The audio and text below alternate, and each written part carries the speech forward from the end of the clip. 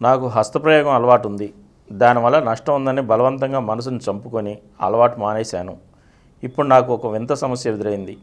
3-4 రోజులకు ఒకసారి నిద్రలో చాలా ఎక్కువగా వీర్యం పోతోంది. పూర్వం ఇలా నిద్రలో వీర్యం పోయేది కాదు.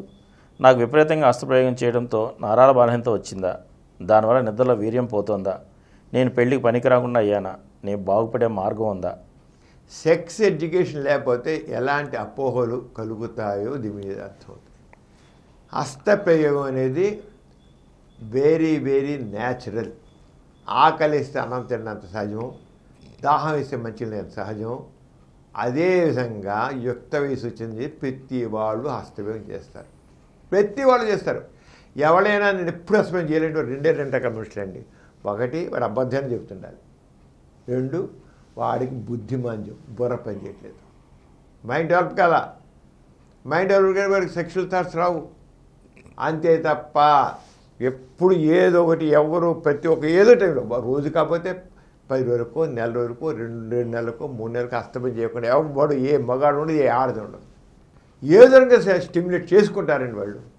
ఆ యుక్త వయసు వచ్చిన తర్వాత తప్పకుండా దానివల్ల హస్తపని చేయడం వల్ల ఏ రకమైన సమస్య ఉండదు. నరాభ్యంతరం రాదు, ఆరోగ్య చేతి దెబ్బ ఉండదు, ఏముండదు. ఉందని కూడా వాళ్ళు తెలియక.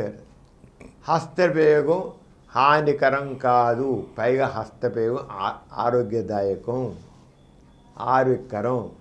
చెప్తా కదా, ఎవడైనా హస్తప్రయోగం చేయలేదు చెప్తే అబద్ధాలు చెబుతాడు అన్నమాట. అంతే. లేకపోతే బుర్రలేదు. 2 మరి ఆలోచించండి. ఎవరైనా చేయలేదు చెప్తే నమ్మకండి. చివరికి ఇప్పుడు కొంతమంది వాళ్ళు బ్రహ్మచర్యం పాటిస్తారు, మతరీత్యా బ్రహ్మచర్యం, వాళ్ళు హస్తప్రయోగం చేస్తుంటారు.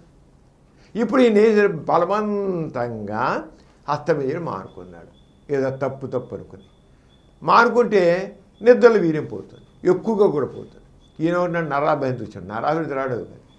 యుక్త వయసు వచ్చిన దగ్గర నుంచి నిరంతరం వీర్యం తయారవుతుంటుంది. అలా తయారైన వీర్యం శుక్రకోశాలు జరుగుతుంది. శుక్రకోశాలు నిండిపోతే నిద్రపోతున్నప్పుడు ఎప్పుడైనా ఆటోమేటిక్గా నరాలు దుక్కుతాయి. డే టైం కూడా మనం మూత విసర్జన చేసి తెలియకుండానే ఎవరైతే హస్తప్రయోగం చేయరో వాళ్ళకి లేకపోతే చాలా గ్యాప్ వస్తుందో వాళ్ళకి మూత విసర్జన కూడా మల విసర్జన ముక్కినప్పుడు బయట వీర్యం వచ్చేస్తుంది. మూత విసర్జన చేసేవాడు తెలియకుండా మూతంతో పాటు వీర్యం బయటకు వచ్చేస్తుందండి. ఎవ్వరు పోకుండా దాచుకోలేరు. వీర్యాన్ని దాచుకున్నానా ఉండే కదా. వంట పట్టదు, అది గుర్తుంచుకోండి. కొంతమంది ఒకటే వీర్యం వంట పట్టి చక్క మొహంలో తేజస్సు వస్తుంది ఒకటి, ఏ రాదు. వీర్యం వంట పట్టదు, అది ఒక సంచిలో చేరుతుంది.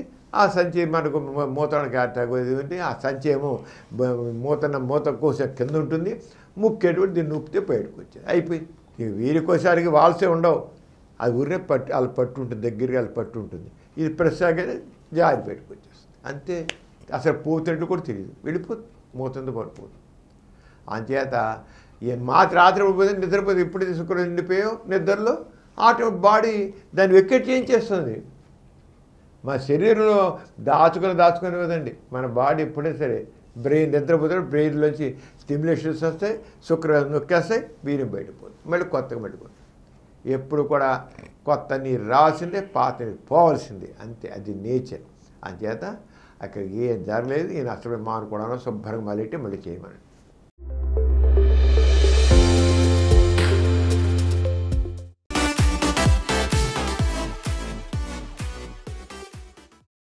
ఈ కార్యక్రమం మీకు ఎంతో నచ్చింది కదా.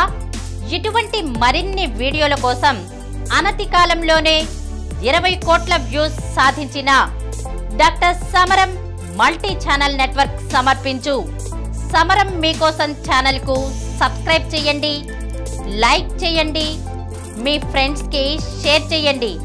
అలాగే ప్రక్కనున్న గంట సింబల్ ని ప్రెస్ చేయడం మర్చిపోకండి. Please download Samaram Channels app from Google Play Store and watch your favorite channels. Click the bell icon and subscribe to the channels.